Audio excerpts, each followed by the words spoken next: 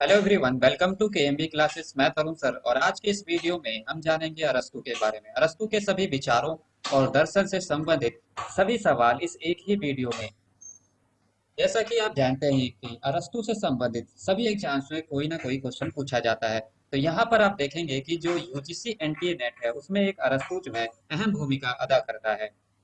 इस वीडियो में अरस्तू से संबंधित जितने भी क्वेश्चंस एमसीक्यूज टाइप में बन सके हैं उनको यहाँ पर शामिल किया गया है। और ये सभी यूजीसी एनटीए नेट की तैयारी कर रहे स्टूडेंट्स के लिए, टीजीटी पीजीटी तैयारी कर रहे स्टूडेंट्स के लिए, एमफिल एमए पीएचडी एंट्रांस की तैयारी कर रहे सभी स्टूडेंट्स के लिए महत्वपूर्ण होगा। चलिए फिर बिना किसी देरी के साथ हम इस वीडियो को स्टार्ट करते हैं और जानते हैं कि किस तरह के अरस्तू के से संबंधित क्वेश्चंस को पूछे जाते हैं। तो फ्रेंड्स, क्वेश्चन को शुरू करने से पहले आपसे रिक्वेस्ट है कि केएमबी क्लासेस को आप लाइक, सब्सक्राइब एंड शेयर करना ना भूलें। चलिए फिर वीडियो को शुरू करते हैं। अरस्तू अरस्तू आज का ये हमारा टॉपिक है और इसमें हम जानेंगे कि किस तरह से अरस्तू से संबंधित सवालों को पूछा जाता है। सबसे पहले सवाल है, अरस्तू के लिए नागरिकता की कौन सी कसौटी है? तो यहाँ पर क्वेश्चन नंबर 1 आप देख ही सकते हैं और इसमें आपके पास ऑप्शन है अधिवास, बी है जन्म स्थान, सी कानून, डी अवकाश।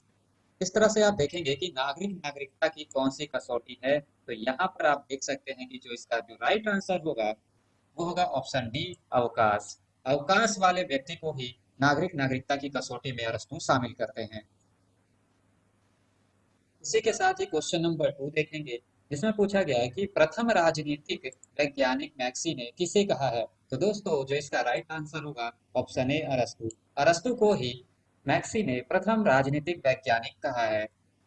इसी के साथ ही क्वेश्चन नंबर 3, राज्य की उत्पत्ति जीवन सुरक्षा के लिए हुई है, वह सब जीवन के लिए बना हुआ है, यह कथन किसका है? Option A Plato, option B अरस्तु, ऑप्शन सी मैकियावली और ऑप्शन डी बेंथम। दोस्तों, यहाँ पर इसका राइट आंसर है ऑप्शन बी, अरस्तु। अरस्तु ने ही कहा है कि जो राज्य है उसकी उत्पत्ति जीवन सुरक्षा के लिए हुई है, वह सब जीवन के लिए बना हुआ है, यह अरस्तु ने यह बात कही है। क्वेश्चन नंबर 4 को जब आप देखेंगे तो यहाँ पर पूछा गया है कि अरस्तु के पॉलिटी की विशेषता नहीं है। तो दोस्तों, इस क्वेश्चन में आप ध्यान से देखें, क्योंकि यहाँ पर जो नहीं वाले क्वेश्चन होते हैं वो थोड़े गलत होने के चांस होते हैं। तो यहाँ पर पूछा गया है कि अरस्तु के पॉलिटी की विशेषता नहीं है। ऑप्शन ए है मध्यम वर्ग का शासन, बी है विधि का शासन, सी है मिश्रित शासन प्रणाली और डी है दार्शनिक वर्ग का शासन। तो फ्रेंड्स, इसका जो राइट आंसर होगा ऑप्शन डी, दार्शनिक वर्ग का शासन। जो दार्शनिक वर्ग का शासन है ये प्लेटो ने बताया था, ना कि अरस्तु ने। इस तरह से अरस्तु के पॉलिटी की विशेषता जो है ऑप्शन डी नहीं है, बाकी सभी पॉलिटी की इसकी विशेषताएं हैं। क्वेश्चन नंबर 5, अरस्तु ने कितने देशों के संविधानों का तुलनात्मक अध्ययन किया था? तो दोस्तों, आप सबको ये आंसर पता ही होगा कि अरस्तु ने जो है बहुत सारे देशों के संविधान का तुलनात्मक अध्ययन किया था और इसीलिए उसे संविधानवाद का जनक भी कहा जाता है। यहाँ पर आपके पास ऑप्शन है, option A 156, B 157, C 158, D 159। तो यहाँ पर दोस्तों इसका जो राइट आंसर होगा ऑप्शन सी, 158। अरस्तु ने 158 संविधानों का तुलनात्मक अध्ययन किया था। क्वेश्चन नंबर 6, यहाँ पर आप देखेंगे कि अरस्तु अपने आदर्श राज्य में 6 वर्ग बताता है, वे कौन से हैं? यहाँ पर ऑप्शन ए है कृषक, शिल्पी, योद्धा, संपत्तिशाली, शासक, न्यायिक वर्ग। बी है कृषक, उत्पादन, सैनिक, पादरी, योद्धा, संपत्तिशाली। सी है संपत्तिशाली, योद्धा, दार्शनिक वर्ग, पादरी और सैनिक, उत्पादक वर्ग। डी है इनमें से कोई नहीं। इस तरह से आप देखेंगे कि जो अरस्तु है उसने अपने आदर्श राज्य में 6 वर्ग बताता है और वो 6 वर्ग जो है ऑप्शन ए है कृषक, शिल्पी, योद्धा, संपत्तिशाली, शासक, न्यायिक वर्ग। ये 6 वर्ग वो अपने आदर्श राज्य में शामिल करता है। क्वेश्चन नंबर आप देखेंगे 7 और इसमें लिखा है कि अरस्तु की रचना पॉलिटिक्स कितने भागों में विभाजित है? तो दोस्तों, यहाँ पर जो पॉलिटिक्स है वो कितने भागों में विभाजित है ये पूछा गया है। ऑप्शन ए है 5, option B 6, option C 7, option D 8। इसका राइट आंसर ऑप्शन डी 8। अरस्तु ने पॉलिटिक्स की अरस्तु ने पॉलिटिक्स को 8 भागों में वर्गीकृत किया है। क्वेश्चन नंबर 8, अरस्तु नागरिकता का वर्णन पॉलिटिक्स के कौन से भाग में करता है? तो यहाँ पर नागरिकता का जिक्र जो है वो पॉलिटिक्स के किस भाग में करता है, ये आपको बताना है। यहाँ पर ऑप्शन है दूसरे, ऑप्शन है तीसरे भाग में, ऑप्शन सी चौथे भाग में, ऑप्शन डी पांचवें भाग में। इस तरह से यहाँ पर जो इसका राइट आंसर है ऑप्शन बी तीसरे भाग में। तो दोस्तों अरस्तु ने नागरिकता का जो वर्णन है पॉलिटिक्स में वो तीसरे भाग में किया है। क्वेश्चन नंबर 9, लीजियम की स्थापना किस विचारक ने की थी? तो जिस तरह से प्लेटो ने अपनी अकेडमी नामक संस्था की शुरुआत की थी, उसी तरह से अरस्तु ने भी लीजियम नामक संस्था की स्थापना की थी। इस तरह से आप देखेंगे कि इसका जो राइट आंसर होगा ऑप्शन बी, अरस्तु ने लीजियम की संस्था स्थापित की थी। यहाँ पर जो है ये शिक्षित किया जाता था, पढ़ाया जाता था लोगों को। क्वेश्चन नंबर आप देखेंगे 10, और यहाँ पर पूछा गया है कि लीजियम में किसके अध्ययन पर जोर दिया जाता था? ऑप्शन है आपके पास गणित, बी है संगीत, सी है जीव विज्ञान और डी है उपरोक्त सभी। इस तरह से इसका जो राइट आंसर होगा ऑप्शन सी जीव विज्ञान। अरस्तु के लीजियम में जीव विज्ञान पर अध्ययन पर बल दिया जाता था। क्वेश्चन नंबर 11, अरस्तु के द्वारा राज्य का कौन सा लक्षण नहीं बताया गया? यहाँ पर कहा जा रहा है कि अरस्तु के द्वारा राज्य का कौन सा लक्षण नहीं बताया है, यानी कि अरस्तु ने राज्य की विशेषता, राज्य की जो है लक्षण नहीं बताए हैं। ऑप्शन ए है राज्य शोषण का यंत्र है, बी राज्य सर्वोच्च समुदाय है, सी राज्य एक स्वाभाविक संस्था है, डी राज्य विविधता में एकता है। सो फ्रेंड्स आप यहाँ पर देखेंगे कि जो ऑप्शन ए है यहाँ पर गलत है, यानी कि राज्य शोषण का यंत्र है, ऐसी बात अरस्तु ने नहीं कही है। क्वेश्चन नंबर 12, यहाँ पर आप देखेंगे कि अरस्तु का विचार नहीं है, यानी कि निम्न में से अरस्तु का विचार नहीं है। आपको बताना है। ऑप्शन ए है कानून की सर्वोच्चता, बी है दार्शनिक शासक की धारणा, सी है दास्तां प्राकृतिक है और डी है वितरणात्मक न्याय। यहाँ पर जो इसका राइट आंसर होगा ऑप्शन बी दार्शनिक शासक की धारणा। तो अरस्तु ने अपने विचारों में कभी भी दार्शनिक शासक की बात नहीं की है। इसी के साथ ही अब हम अपने नेक्स्ट क्वेश्चन की ओर बढ़ते हैं, और क्वेश्चन नंबर 13, यहाँ पर पूछा गया है कि अरस्तु निम्नलिखित में से किसका समर्थक नहीं है? ऑप्शन है आपके पास पत्नियों का साम्यवाद, बी है दार्शनिक राजा का शासन, सी है संपत्ति का साम्यवाद और डी है उपयुक्त सभी। तो फ्रेंड्स यहाँ पर आप देखेंगे कि उपरोक्त सभी जो है यहाँ पर राइट आंसर है, क्योंकि अरस्तु ने इनमें से किसी का भी समर्थक नहीं किया। पत्नियों का साम्यवाद, दार्शनिक राजा का शासन, संपत्ति का साम्यवाद, ये सभी जो चीजें हैं वो प्लेटो इसका समर्थक करता है, ना कि अरस्तु। क्वेश्चन नंबर 14, अरस्तु के अनुसार क्रांति का अर्थ है? ऑप्शन ए है आपके पास संविधान में परिवर्तन, रक्तपूर्ण परिवर्तन, सशस्त्र विद्रोह और ऑप्शन डी है ई ना होकर के डी है सैनिक क्रांति। दोस्तों यहाँ पर जो इसका राइट आंसर होगा ऑप्शन ए संविधान में परिवर्तन। तो अरस्तु ने हमेशा क्रांति का अर्थ बताया है कि संविधान में परिवर्तन ही क्रांति का कारण बनती है। तो इस तरह से ऑप्शन ए जो है यहाँ पर राइट आंसर होगा संविधान में परिवर्तन। इसके बाद क्वेश्चन नंबर 15, अरस्तु के अनुसार क्रांति का मूल कारण है? ऑप्शन ए है आपके पास भय, बी है स्वार्थ, सी है असमानता की भावना और डी है निर्वाचन पद संबंधी षड्यंत्र।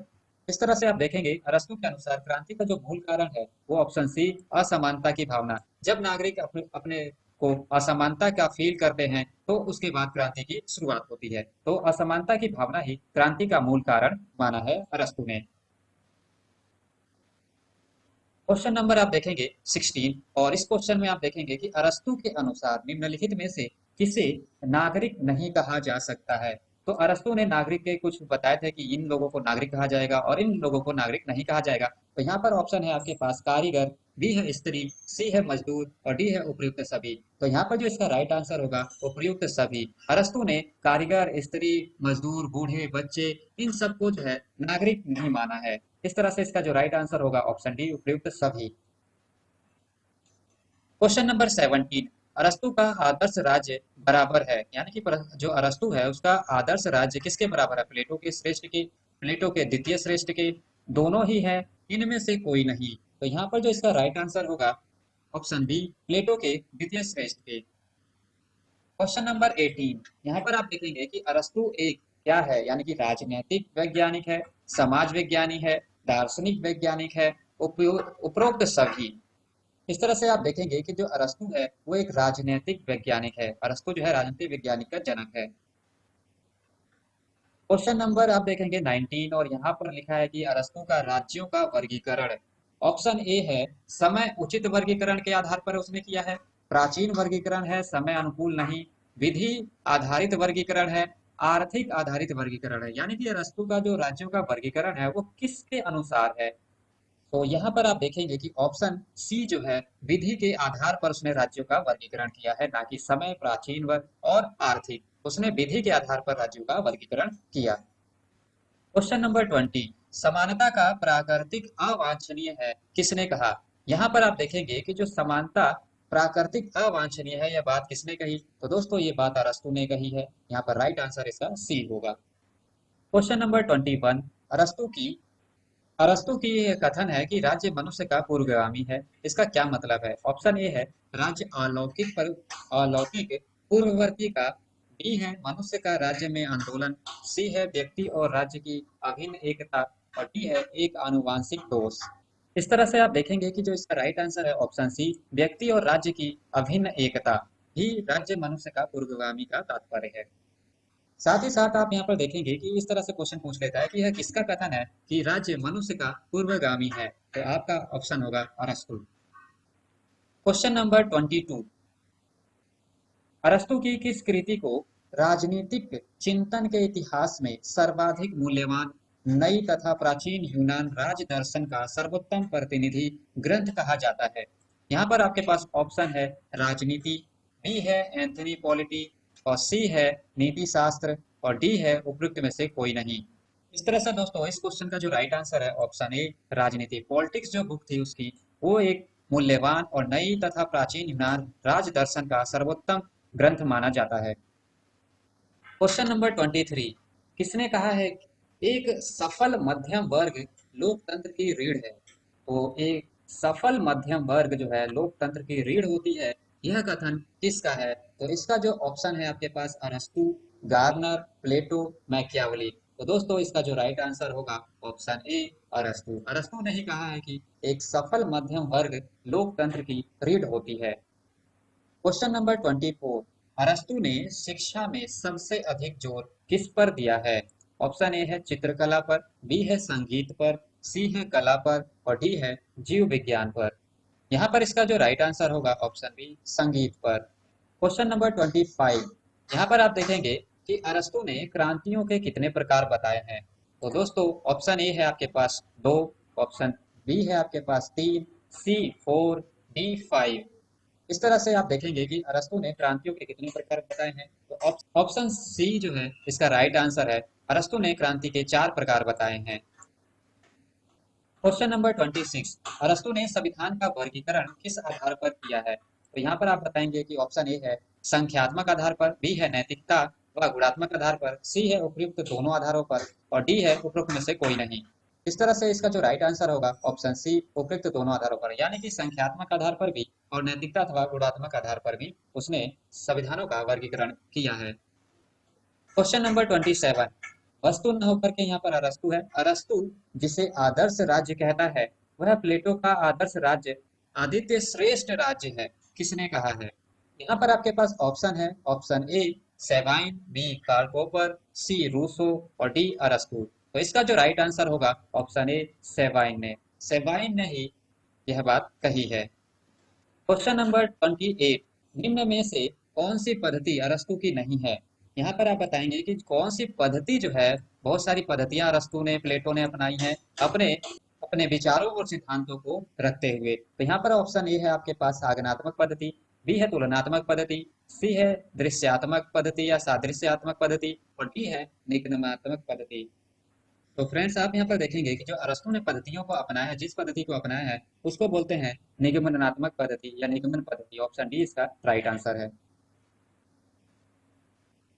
क्वेश्चन नंबर 29, अरस्तु कन्फ्यूशियस के बाद सबसे बड़ा मध्यम मार्ग का प्रतिपादक है। तो अरस्तु कन्फ्यूशियस के बाद सबसे बड़ा मध्यम मार्ग का प्रतिपादक है, यह बात किसने कही है? कैटलिन, सेवाइन, मैक्सी और वेटलसी। इस तरह से इसका जो राइट आंसर है ऑप्शन ए कैटलिन ने कहा है कि अरस्तु जो है कन्फ्यूशियस के बाद सबसे बड़ा मध्यम मार्ग का प्रतिपादक है। क्वेश्चन नंबर 30, यहाँ पर आप देखेंगे कि संवैधानिक सरकार भ्रष्ट विकृतियों का मिश्रण है। किन विकृतियों का मिश्रण है आपको बताना है। ऑप्शन ए है लोकतंत्र व धनिक तंत्र का, बी है कुलीन तंत्र और निरंकुश तंत्र, सी है कुलीन तंत्र एवं लोकतंत्र और डी है कुलीन तंत्र व धनिक तंत्र। इस तरह से इस क्वेश्चन का जो राइट आंसर होगा ऑप्शन सी कुलीन तंत्र एवं लोकतंत्र। तो यहाँ पर आप देख सकते हैं संवैधानिक सरकार भ्रष्ट विकृतियों का मिश्रण होती है और ये जो है कुलीन तंत्र एवं लोकतंत्र का मिश्रण है। क्वेश्चन नंबर 31, अरस्तु के अनुसार राज्य के क्रमिक विकास का सही क्रम क्या है? तो यहाँ पर राज्य के क्रमिक विकास का सही क्रम आपको बताना है। ऑप्शन ए है परिवार, समुदाय, राज्य, बी है समुदाय, परिवार, राज्य, सी है राज्य, समुदाय, परिवार और डी है पहले समुदाय आता है फिर राज्य आता है या फिर परिवार आता है। इस तरह से आपको यहाँ पर राइट ऑप्शन चूज करना है और यहाँ पर इसका जो राइट आंसर है ऑप्शन ए परिवार, समुदाय और राज्य। तो इस तरह से आप देखेंगे कि राज्य के क्रमिक विकास का जो सही क्रम है, सबसे पहले परिवार की बात करते हैं रसूल, उसके बाद परिवार से समुदाय बनता है और समुदाय से फिर राज्य का निर्माण होता है। इस तरह से राज्य का क्रमिक विकास होता है। क्वेश्चन नंबर 32, निम्नलिखित में से एक सही है। कौन सा एक सही है आपको बताना है। ऑप्शन ए है सुकरात प्लेटो का शिष्य था, बी है प्लेटो अरस्तु का शिष्य था, सी है अरस्तु सुकरात का शिष्य था और डी है सिकंदर अरस्तु का शिष्य था। तो इस क्वेश्चन का जो राइट आंसर होगा ऑप्शन बी प्लेटो अरस्तु का शिष्य था। क्वेश्चन नंबर 33, जून पॉलिटिकन किसकी अवधारणा है। ऑप्शन ए है अरस्तु, ऑप्शन बी है प्लेटो, ऑप्शन सी है सुकरात, ऑप्शन डी है मैकियावेली। तो दोस्तों यहाँ पर जून पॉलिटिकन जो अवधारणा है वो अरस्तु की है। इस तरह से ऑप्शन ए यहाँ पर राइट आंसर होगा। क्वेश्चन नंबर 34, अरस्तु के राज्य का उद्देश्य नहीं है।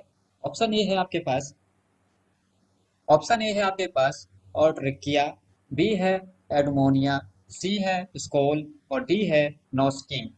इस तरह से यहाँ पर जो इसका राइट आंसर होगा ऑप्शन डी नॉस्किंग। नॉस्किंग जो है अरस्तु के राज्य का उद्देश्य नहीं है। क्वेश्चन नंबर 35, अरस्तु के किस ग्रंथ को मित्र की श्रद्धांजलि ग्रंथ माना जाता है। तो यहाँ पर मित्र की श्रद्धांजलि ग्रंथ किससे माना जाता है। Option A republic, option B politics, option C statement और ऑप्शन डी हिम। तो फ्रेंड्स यहाँ पर इस क्वेश्चन का जो राइट आंसर होगा ऑप्शन डी हिम। अरस्तु के हिम ग्रंथ को मित्र की श्रद्धांजलि ग्रंथ माना जाता है। क्वेश्चन नंबर 36, समय की दृष्टि से परिवार पहले है परंतु प्रकृति की दृष्टि से राज्य पर, यह किसका कथन है। तो यहाँ पर ऑप्शन है आपके पास प्लेटो, बी है अरस्तु, सी है जॉन लॉक और डी है मैकियावेली। तो इस तरह से यहाँ पर जो इसका राइट आंसर होगा ऑप्शन बी अरस्तु, क्योंकि अरस्तु ने ही कहा था कि समय की दृष्टि से देखा जाए तो परिवार पहले आता है परंतु प्राकृतिक दृष्टि से देखा जाए तो राज्य पहले है। क्वेश्चन नंबर 37, इंटेलिकी क्या है। यहाँ पर आपके पास ऑप्शन दिया गया है कि एक गत्यात्मक शक्ति जिसमें वस्तु आकार ग्रहण करती है, बी गतिहीन गति दाता, सी पूर्ण वास्तविकता और डी उपयुक्त सभी। इस तरह से इसका जो आंसर होगा ऑप्शन ए, यानी कि इंटेलिकी जो है एक गत्यात्मक शक्ति है जिसमें वस्तु आकार ग्रहण करती है। ऑप्शन ए इसका राइट आंसर है। क्वेश्चन नंबर 38, अरस्तु के अनुसार राजनीति विज्ञान एक है। तो यहाँ पर आपके पास ऑप्शन है व्यवहारिक विज्ञान है, बी है सैद्धांतिक विज्ञान, सी है व्यवहारिक और सैद्धांतिक विज्ञान दोनों और डी है कोई नहीं। यहाँ पर आप बताएंगे कि इसका जो राइट आंसर क्या है। तो इसका जो राइट आंसर होगा ऑप्शन ए व्यवहारिक विज्ञान। अरस्तु के अनुसार राजनीति विज्ञान जो है एक व्यवहारिक विज्ञान है। क्वेश्चन नंबर 39, अरस्तु का दास्ता से संबंधित कथन नहीं है। तो अरस्तु ने दास्ता का सिद्धांत दिया था और उस दास्ता के सिद्धांत से संबंधित कौन सा कथन नहीं है। ऑप्शन ए है आपके पास जो स्वभाव तो अपना नहीं, यानी कि जो स्वभाव से ही अपना नहीं है लेकिन दूसरों का है वह दास है, बी दास कार्य क्षेत्र में प्रयोग किए जाने वाला उपकरण है, सी दास प्राकृतिक नियम के अनुकूल व दास के लिए हितकारी है और डी यूनानी कानूनी दास हो सकते हैं परंतु प्राकृतिक दास नहीं। इस तरह से इसका जो राइट आंसर होगा ऑप्शन डी। तो अरस्तु ने दास्ता का सिद्धांत दिया था और उस दास्ता के सिद्धांत में बोला था कि जो स्वभाव से अपना नहीं है वह दास होगा और दास का कार्य क्षेत्र का प्रयोग किया जाएगा, यानी कि दास का जो है मालिक अपने कार्य क्षेत्रों में प्रयोग करेंगे, एक उपकरण के तौर पर दासों का इस्तेमाल किया जाएगा। दूसरा, आगे इन्होंने कहा कि दास प्राकृतिक नियम के अनुकूल है और दास के लिए ये हितकारी है, यानी कि दास प्रथा का अरस्तु ने समर्थन किया था। और ऑप्शन डी जो है यहाँ पर देखोगे तो यूनानी कानूनी रूप से दास हो सकते हैं परंतु प्राकृतिक दास नहीं है, यह कथन इनसे संबंधित नहीं है। इस तरह से इस क्वेश्चन का जो राइट आंसर होगा ऑप्शन डी क्वेश्चन नंबर 40। यहाँ पर आप देखेंगे कि कहा गया कि प्लेटो के आदर्श राज्य की आलोचना अरस्तु ने पॉलिटिक्स के किस भाग में की है। तो इस क्वेश्चन का जो राइट आंसर होगा, आप देखेंगे कि ऑप्शन बी, सेकेंड भाग में। तो प्लेटो के आदर्श राज्य की आलोचना जो है अरस्तु ने अपने पॉलिटिक्स में भाग 2 में की है। Question number 41। अरस्तु को शरीरधारी बुद्धिमता किसने कहा है। तो यहाँ पर आपके पास ऑप्शन है प्लेटो ने, कैटलीन ने, सी है मैक्सी ने और डी है रूसो ने। इस तरह से इसका जो राइट आंसर है ऑप्शन ए, प्लेटो। अरस्तु को शरीरधारी बुद्धिमता किसने कहा है, प्लेटो ने कहा है। Question number 42। अरस्तु को यूनानियों का गुरु किसने कहा है। अरस्तु को यूनानियों का गुरु किसने कहा है। ऑप्शन है आपके पास प्लेटो ने, ऑप्शन बी है कैटलीन ने, ऑप्शन सी है दांते ने और ऑप्शन डी है रूसो ने। इस तरह से इस क्वेश्चन का जो राइट आंसर है ऑप्शन सी, दांते जर्मीनो ने। Question number 43। राज्य के संबंध में विचार जो वस्तु के विचारों से मेल नहीं खाता है। यहाँ पर है क्वेश्चन कि राज्य के संबंध में ऐसे विचार जो वस्तु के विचारों से मेल नहीं खाता है, उसमें आपको पहचान करनी है। ऑप्शन ए, राज्य अंतिम पूर्ण समुदाय है। बी, राज्य प्राकृतिक है। सी, राज्य मनुष्यों की सामाजिकता का परिणाम है और डी, व्यक्ति राज्य से प्राकृतिक रूप से पहले है।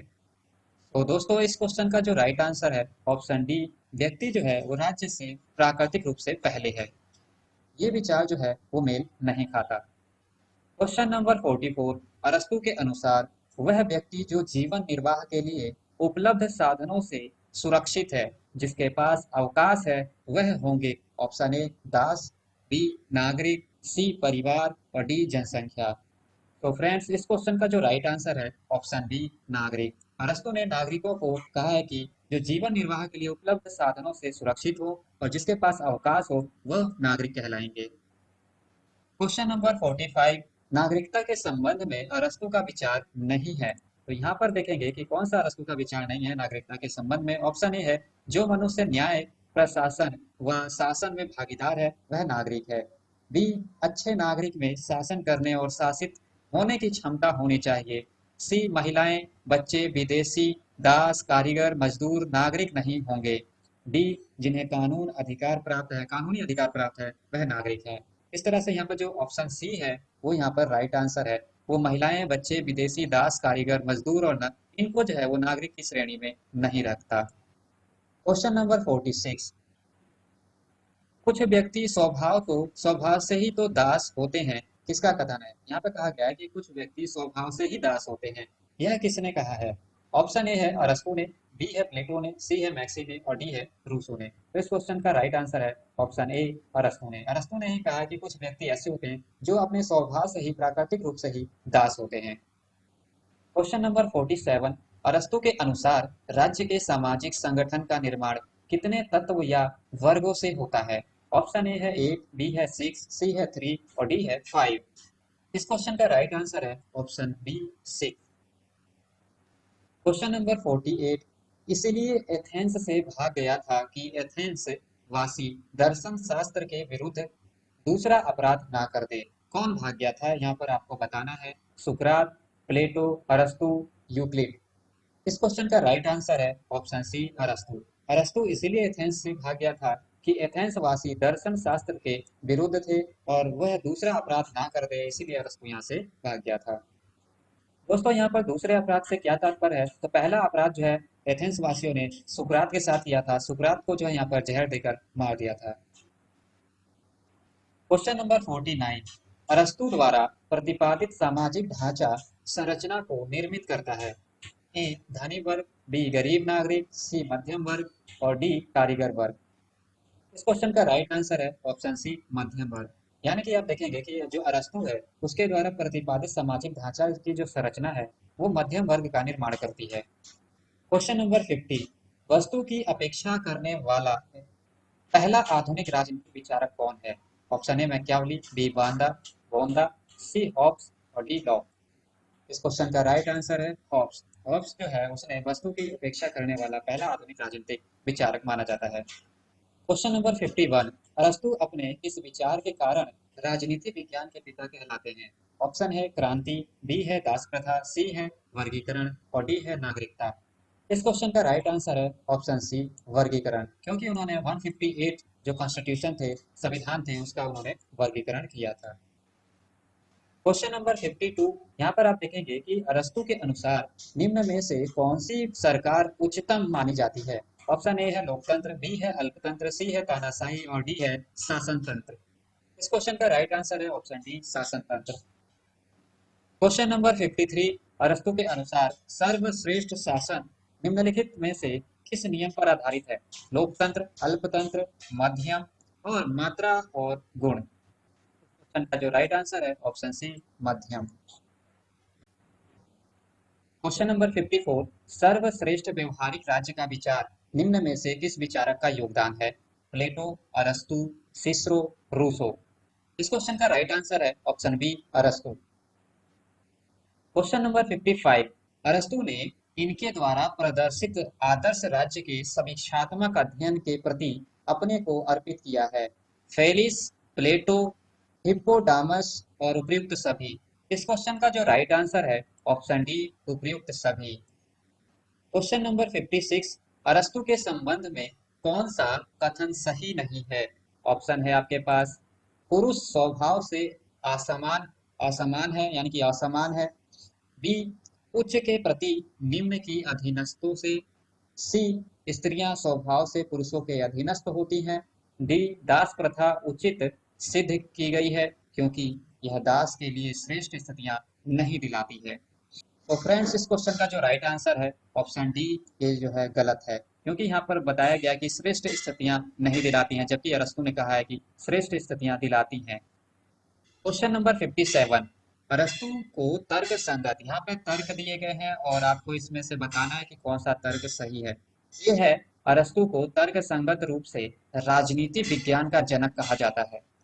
और इसका एक्सप्लेन आर है कि प्लेटो का आदर्शवाद की उसके द्वारा आलोचना इस दावे को सही प्रमाणित करती है। तो दो तरह के कथन दिए गए हैं और इन कथनों को समझकर आपको आंसर करना होता है। तो इसके पास आप देखेंगे यहाँ पर जो ऑप्शन है ए और आर दोनों सत्य है, और आर ए की सही व्याख्या है। बी है ए आर दोनों सत्य है, और आर जो है ए की सही व्याख्या नहीं है। ऑप्शन सी में आप देखेंगे कि यहाँ पर लिखा गया है कि ए सत्य है परंतु आर असत्य है। डी है ए असत्य है परंतु आर सत्य है। इस तरह से आपको क्वेश्चन मिलेगा और इसमें से आपको चूज और आपको राइट आंसर चूज करना होगा। इस क्वेश्चन का जो राइट आंसर है ऑप्शन ए सही है। ए और आर दोनों सत्य हैं और आर जो है ए की सही व्याख्या है। क्वेश्चन नंबर 58, यहाँ पर पूछा गया है कि अरस्तु के किसी भी प्रमाणित बौद्ध के द्वारा इस विचार का समर्थन नहीं किया जा सकता है कि उसकी दार्शनिक व्यवस्था प्लेटो के विपरीत थी। आर में कहा गया है कि अरस्तु की व्यवस्था प्लेटो की व्यवस्था की त्रुटियों से मुक्त आदर्शवाद को दार्शनिक रूप देने का प्रयास है। यहाँ पर आपके पास ऑप्शन दिए गए हैं, ए और आर दोनों सत्य है, आर ए की सही व्याख्या है। ए और आर दोनों सत्य हैं, आर ए की सही व्याख्या नहीं है। यहाँ पर मिसिंग है ए और आर। तो फ्रेंड्स, यहाँ पर आर और ए, यहाँ पर पहले आर आएगा फिर ए आएगा। तो यहाँ पर आर और ए और आर दोनों सत्य हैं। आर ए की सही व्याख्या नहीं करता। ऑप्शन सी है, ए सत्य है परंतु आर असत्य है, और ऑप्शन डी है, ए असत्य है आर सत्य है। तो फ्रेंड्स, इस क्वेश्चन का जो राइट आंसर होगा ऑप्शन बी, ए और आर, यानी कि ये भी सही है और ये भी सही है, और लेकिन जो आर है ये ए की सही व्याख्या नहीं करता। क्वेश्चन नंबर 59, यहाँ पर आप देखेंगे कि अरस्तु के अनुसार संवैधानिक शासन की अपने प्रजाजनों पर सत्ता दासों के ऊपर स्वामी की सत्ता से नितांत भिन्न है। आर में कहा गया है कि क्योंकि दास जन्म से ही निम्न एवं स्वशासन के लिए अयोग्य होता है। आपके पास सेम ऑप्शन है वही, ए और आर दोनों सत्य है, वह सही व्याख्या करते हैं। ए और आर दोनों सत्य हैं, सही व्याख्या नहीं करते हैं। और यहाँ पे सी है, ए सत्य है आर गलत है, और यहाँ पर है डी, ए असत्य है परंतु आर सत्य है। तो इस तरह के क्वेश्चन के लिए आपको थोड़ा सा सोचना पड़ेगा और राइट आंसर का चुनाव करना होगा। यहाँ पर जो इसका राइट आंसर होगा ऑप्शन ए, यानी कि ये भी सही है और ये भी सही है, और यहाँ पे जो आर है वो ए की सही व्याख्या करता है। इस तरह से ऑप्शन ए इसका राइट आंसर माना जाएगा। क्वेश्चन नंबर 60, और इसमें आप देखेंगे कि दो कथन इसमें भी दिए गए हैं। अरस्तु के अनुसार राज्य शक्ति का पूर्वगामी है। आर है अरस्तु के अनुसार राज्य एक नैसर्गिक संस्था है। सेम ऑप्शन ए और आर दोनों सत्य हैं। आर ए की सही व्याख्या करता है, ए और आर दोनों सत्य है, सही व्याख्या नहीं करता है।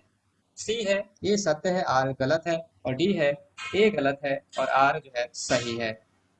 इस क्वेश्चन का जो राइट आंसर है ऑप्शन सी, ये सत्य है परंतु आर जो है असत्य है। यहाँ पर सिर्फ पहली जो है कथन ये सही है, आर जो है गलत है। क्वेश्चन नंबर 61, और यहाँ पर आप देखेंगे कि अरस्तु सामान्य बुद्धि तथा सामान्य मध्य का सर्वोच्च देवदूत है। आर में है प्लेटो ने एक वैज्ञानिक की तरह लिखा है और उसकी रचनाओं में कल्पना की उड़ान नहीं यथार्थ का फूट है। तो फ्रेंड्स इसमें भी सेम ही क्वेश्चन का ऑप्शन दिए गए हैं, और इसमें आप जब देखेंगे तो इस कथन में जो है ए जो है वो सही है, मगर आर जो है वो कथन गलत है। इस तरह से ऑप्शन सी यहाँ पर राइट आंसर माना जाएगा। ए सही है, आर गलत है, ऑप्शन सी यहाँ पर यानी कि राइट आंसर है। इस तरह से ए सत्य है, आर असत्य है। क्वेश्चन नंबर 62, यहाँ पर आप देखेंगे कि पूछा गया कि नागरिकता को शासक वर्ग का विशेषाधिकार माना है किसने? अरस्तु ने, प्लेटो ने, जॉन लॉक ने, रॉल्स ने। तो इसका जो राइट आंसर है ऑप्शन ए अरस्तु ने। क्वेश्चन नंबर 63, अरस्तु के अनुसार वितरणात्मक न्याय का सार क्या है? पूर्ण समानता, आनुपातिक समानता, सापेक्ष समानता और सभी। इस क्वेश्चन का जो राइट आंसर है ऑप्शन बी आनुपातिक समानता। तो वितरणात्मक न्याय का जो सार तत्व है वो है आनुपातिक समानता। क्वेश्चन नंबर 64, और इसमें लिखा है कि वितरणात्मक न्याय के सिद्धांत का प्रतिपादक कौन है? तो वितरणात्मक न्याय के सिद्धांत का जो प्रतिपादक है दोस्तों अरस्तु है। यहाँ पर ऑप्शन ए इसका राइट आंसर माना जाएगा। क्वेश्चन नंबर 65, नागरिकता की सर्वप्रथम अवधारणा किसने दी है? तो यहाँ पर ऑप्शन है लॉक ने, प्लेटो ने, अरस्तु ने, मैकियावेली ने। तो ऑप्शन सी यहाँ पर राइट आंसर है। सबसे पहले जो है नागरिकता की जो अवधारणा है अरस्तु द्वारा दी गई है। क्वेश्चन नंबर 66, इसका कथन है कि राज्य व्यक्ति का पूर्वगामी है? प्लेटो का, अरस्तु का, सिसरो का, हीगेल का। इस क्वेश्चन का राइट आंसर है ऑप्शन बी अरस्तु का। अरस्तु ने कहा है कि जो राज्य है वो व्यक्ति का पूर्वगामी है। क्वेश्चन नंबर 67, राज्य का उद्भव जीवन की आवश्यकताओं की पूर्ति के लिए हुआ है, यह कथन किसने कहा है? तो यह कथन अरस्तु ने कहा है। इसका राइट आंसर ऑप्शन ए अरस्तु। क्वेश्चन नंबर 68, किसने कहा पुरुष की शोभा उसे आदेश देने में है तथा महिलाओं के स्वभाव से पालन करने में है? इस तरह से यहाँ पर ऑप्शन है आपके पास अरस्तु, प्लेटो, मैकियावेली या सभी। यहाँ पर जो इसका राइट आंसर है ऑप्शन ए अरस्तु। अरस्तु ने ही कहा है कि पुरुष की शोभा जो है आदेश देने की होती है और महिलाओं को उसका पालन करने की। क्वेश्चन नंबर 69, किसने कहा निर्धनता अपराध और क्रांति की जननी है? तो दोस्तों इसका जो राइट आंसर है ऑप्शन ए अरस्तु ने कहा है। क्वेश्चन नंबर 70, यहाँ पर पूछा गया कि अरस्तु के अनुसार राज्य में शासन करने वाले राजाओं में निम्न में से कौन सा गुण अपेक्षित है? तर्क बुद्धि होना चाहिए, ज्ञान होना चाहिए, दूरदर्शिता होना चाहिए, संपत्ति होनी चाहिए। यहाँ पर राइट आंसर है ऑप्शन ए तर्क बुद्धि, तर्क करने की उसको क्षमता होनी चाहिए। क्वेश्चन नंबर 71, अरस्तु के अनुसार राज्य किस प्रकार की संस्था है? ऑप्शन ए दैवी संस्था, कृत्रिम संस्था, स्वाभाविक संस्था, शक्ति। इस क्वेश्चन का जो राइट आंसर है ऑप्शन सी स्वाभाविक संस्था है। क्वेश्चन नंबर 72, राजनीति विज्ञान को दर्शन शास्त्र से पृथक किसने किया था? ऑप्शन ए है अरस्तु ने, बी है प्लेटो, सी है रूसो और डी है मैकियावेली। दोस्तों इस क्वेश्चन का भी राइट आंसर है ऑप्शन ए अरस्तु। अरस्तु ने ही राजनीति विज्ञान को दर्शन शास्त्र से अलग किया था। क्वेश्चन नंबर 73, यहाँ पर देखेंगे कि प्लेटो किसे अपनी अकादमी का मस्तिष्क कहते हैं? अरस्तु को, सुकरात को, मैकियावेली को या रूसो को? इस क्वेश्चन का भी राइट आंसर है ऑप्शन ए अरस्तु। अरस्तु को ही जो है मस्तिष्क अकादमी का मस्तिष्क कहा गया है प्लेटो के द्वारा। क्वेश्चन नंबर 74, अरस्तु के अनुसार संपत्ति कितने प्रकार की होती है? ऑप्शन ए है एक प्रकार की, दो प्रकार की, तीन प्रकार की, चार प्रकार की। इस क्वेश्चन का जो राइट आंसर है ऑप्शन बी दो प्रकार की। अरस्तु के अनुसार संपत्ति जो है दो प्रकार की होती है, सजीव और निर्जीव। क्वेश्चन नंबर 75, यह किसने कहा है कि विधि इच्छा से प्रभावित विवेक है? ऑप्शन है आपके पास अरस्तु, ऑप्शन बी है जेसमिन, ऑप्शन सी है मैकियावेली, ऑप्शन डी है रूसो। इस क्वेश्चन का जो राइट आंसर है ऑप्शन ए अरस्तु। अरस्तु ने ही कहा है कि विधि जो है इच्छा से प्रभावित एक विवेक है। क्वेश्चन नंबर 76, अरस्तु ने किस प्रकार की समानता का समर्थन नहीं किया? ऑप्शन ए आनुपातिक, बी अंकगणितीय, सी दोनों, उपयुक्त में से कोई नहीं। इस क्वेश्चन का जो राइट आंसर है ऑप्शन बी अंकगणितीय। क्वेश्चन नंबर 77, अरस्तु कितने वर्ष तक लीजियम का प्रधान रहा? ऑप्शन ए है 10 साल, ऑप्शन बी है 12, 15, 18। इस क्वेश्चन का राइट आंसर है ऑप्शन बी 12। 12 साल तक वो लीजियम का प्रधान रहा है। क्वेश्चन नंबर 78, अरस्तु ने संपत्ति की तुलना किससे की है? ऑप्शन है आपके पास हथौड़े से, उसमें विवेक से, उपकरणों से और दास से। इस क्वेश्चन का जो राइट आंसर है ऑप्शन डी दास से। क्वेश्चन नंबर 79, पॉलिटिक्स को सर्वश्रेष्ठ रचना किसने कहा है? ऑप्शन ए है मैक्सी, बी है डनिंग, सी है अरस्तू और डी है बार्कर। दोस्तों इस क्वेश्चन का जो राइट आंसर है ऑप्शन डी बार्कर के द्वारा कही गई है। क्वेश्चन नंबर 80, यहाँ पर आप देखेंगे कि वितरणात्मक न्याय प्रणाली का प्रतिपादक किसे कहा जाता है? तो दोस्तों सिंपल सा इसका ऑप्शन जो ए है अरस्तु, अरस्तु को इसका प्रतिपादक माना जाता है। क्वेश्चन नंबर 81, अरस्तु के अनुसार राज्य एक है। ऑप्शन ए है सकारात्मक अच्छाई, बी है नकारात्मक अच्छाई, सी है दोनों और डी है उपयोग यानी कि उपरोक्त में से कोई नहीं। इस तरह से इस क्वेश्चन का जो राइट आंसर है ऑप्शन ए सकारात्मक अच्छाई। अरस्तु के अनुसार राज्य जो है सकारात्मक अच्छाई माना जाता है। क्वेश्चन नंबर 82, ए है अरस्तु के अनुसार मनुष्य सामाजिक प्राणी है। आर है विकासवादी चरणों में मनुष्य जानवर था। ऑप्शन ए है आपके पास ए और आर दोनों सही है और आर जो है एक ही सही व्याख्या है। बी है ए और आर दोनों सही है परंतु आर जो है एक ही सही व्याख्या नहीं है। सी है ए सत्य है परंतु आर असत्य है और डी है ए असत्य है आर सत्य है। तो फ्रेंड्स इस क्वेश्चन का जो राइट आंसर है ऑप्शन सी ए सत्य है परंतु आर असत्य है। तो फ्रेंड्स इस तरह से ये क्वेश्चन अब यहीं पर समाप्त होता है। नेक्स्ट वीडियो में हम किसी अन्य थिंकर के साथ मिलेंगे और उस थिंकर से रिलेटेड सभी सवालों को लेकर आएंगे जिससे आपको एग्जाम में हेल्प हो सके। साथ ही साथ अन्य किसी भी विषयों पर वीडियो पाने के लिए आप कमेंट सेक्शन में जाकर वहां पर कमेंट कर सकते हैं। नेक्स्ट टाइम मैं उस विषय पर वीडियो बनाने का प्रयास करूंगा। Thank you for watching MB classes. Have a nice day.